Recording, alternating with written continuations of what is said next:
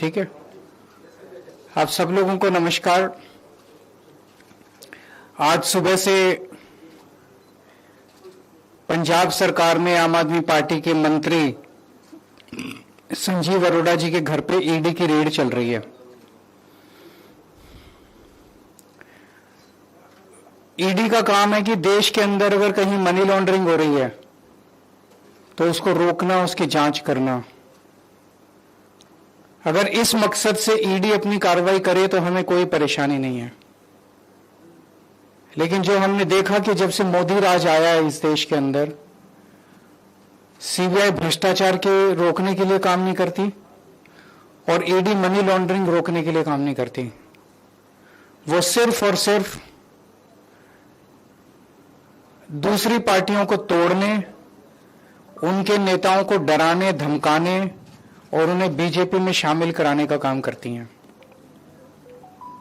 आज सुबह से जो संजीव अरोड़ा जी के घर पे कार्रवाई चल रही है वो भी उसी दिशा में एक कार्रवाई है। संजीव अरोड़ा के घर पे ईडी कोई मनी लॉन्ड्रिंग की जांच करने नहीं आई। पिछले एक महीने के अंदर ये दूसरी ईडी की रेड है संजीव अरोड़ा जी के यहां। एक बार 17 अप्रैल को आई थी ईडी। संजीव अरोड़ा जी के जितने ठिकाने थे, गुड़गांव में, लुधियाना में, दिल्ली में, हर जगह उन्होंने रेड की। 3 दिन तक रेड चली। उस 3 दिन की रेड में ऐसा क्या था जो नहीं मिला, जो ढूंढने आज आए हैं। मैं बताता हूं कि उन 3 दिन की रेड में क्या नहीं मिला जो आज ढूंढने आए हैं। उसी वक्त अशोक मित्तल जी के यहां रेड हुई। उनके यहां भी 3 दिन रेड चली और उस 3 दिन की रेड के बाद अशोक मित्तल जी ने बीजेपी ज्वाइन कर ली। उनके यहां रेड खत्म हो गई, उनका सारा मामला रफा दफा हो गया।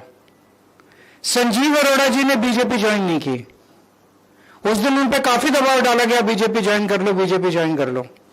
अगर वो उस दिन बीजेपी ज्वाइन कर लेते तो शायद आज ईडी की रेड नहीं होती।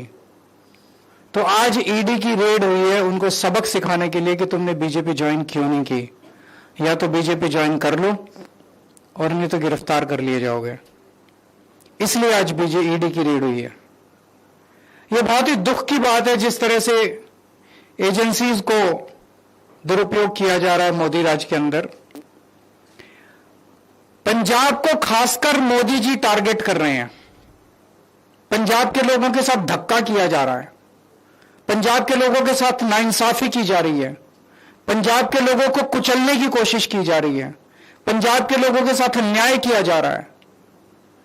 पिछले 4 साल में मोदी जी ने पंजाब में पहले 3 काले कानून लाने की कोशिश की।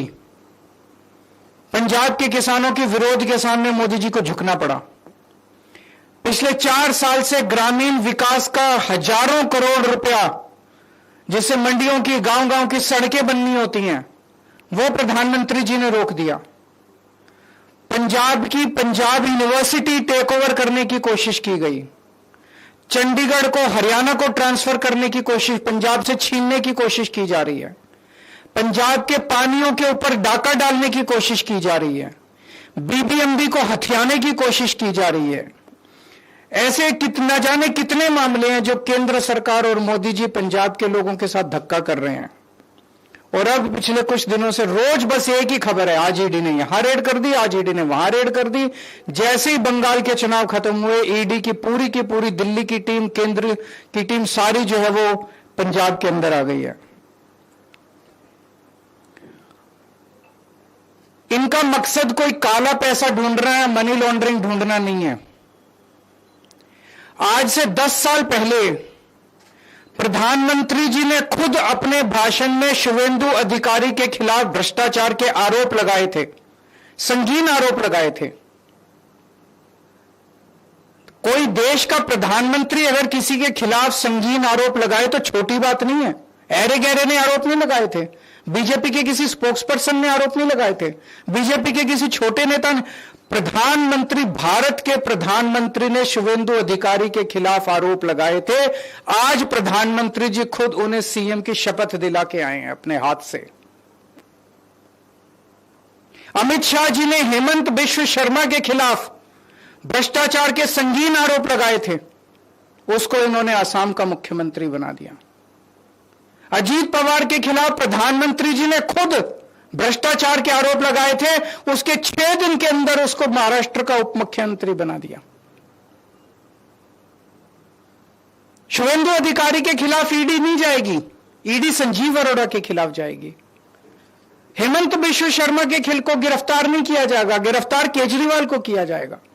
अजीत पवार को गिरफ्तार नहीं किया जाएगा, गिरफ्तार मनीष सिसोदिया। क्यों? उन्होंने सबने बीजेपी ज्वाइन कर ली। तो इनका मकसद देश से भ्रष्टाचार दूर करना नहीं है, इनका मकसद मनी लॉन्ड्रिंग रोकना नहीं है, इनका मकसद केवल और केवल दूसरी पार्टियों के नेताओं को तोड़ के बीजेपी में शामिल करवाना है।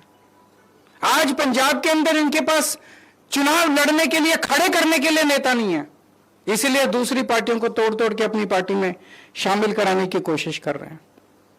मैं मोदी जी को याद दिलाना चाहता हूं पूरी विनम्रता के साथ, पंजाब गुरुओं की धरती है। आज मोदी जी जो पंजाब के साथ अत्याचार कर रहे हैं, वो हमें उस वक्त की कई सौ साल पहले की याद दिलाता है जब औरंगजेब ने भारत के अंदर जगह जगह अत्याचार कर करके भारत के कई हिस्सों पे कब्जा कर लिया था। आज मोदी जी ने बेईमानी कर करके भारत के कई हिस्सों पे कब्जा कर लिया है। उसके बाद औरंगजेब की नजर पंजाब के ऊपर पड़ी। पूरे देश के बेईमानी पे कब्जा करने के बाद अब मोदी जी की नजर भी पंजाब के ऊपर पड़ी है। औरंगजेब ने पंजाब के लोगों के साथ खूब अत्याचार किया, मोदी जी भी पंजाब के लोगों के साथ खूब अत्याचार कर रहे हैं। लेकिन उस वक्त हमारे गुरु साहिबान ने औरंगजेब के अत्याचार का सामना किया, अन्याय का सामना किया और अपनी कुर्बानियां दी। उनकी कुर्बानियों से प्रेरित होकर आज पंजाब के लोग खड़े होकर मोदी जी के अत्याचार और अन्याय का सामना करेंगे और पूरे देश को मोदी राज के अन्याय और अत्याचार से मुक्ति दिलाएंगे। मैं मोदी जी को कहना चाहता हूं, 4 साल पहले भी आप पंजाब के साथ खिलवाड़ कर चुके हैं, जब आपने 3 काले कानून लाने की कोशिश की थी और पंजाब के किसानों के सामने आपको घुटने टेकने पड़े थे। आज आपने फिर पंजाब को ललकारा है, पंजाब इसको बिल्कुल बर्दाश्त नहीं करेगा।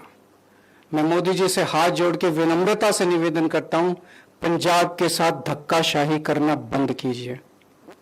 अगर आपका कोई प्रश्न है तो पूछ लीजिए। मेरा यही कहना है कि ये बेईमानी से जीते हैं बीजेपी वाले, ईमानदारी से ये चुनाव जीत नहीं सकते। मोदी जी देश के अंदर बहुत बहुत बहुत ज्यादा अनपॉपुलर हो चुके हैं।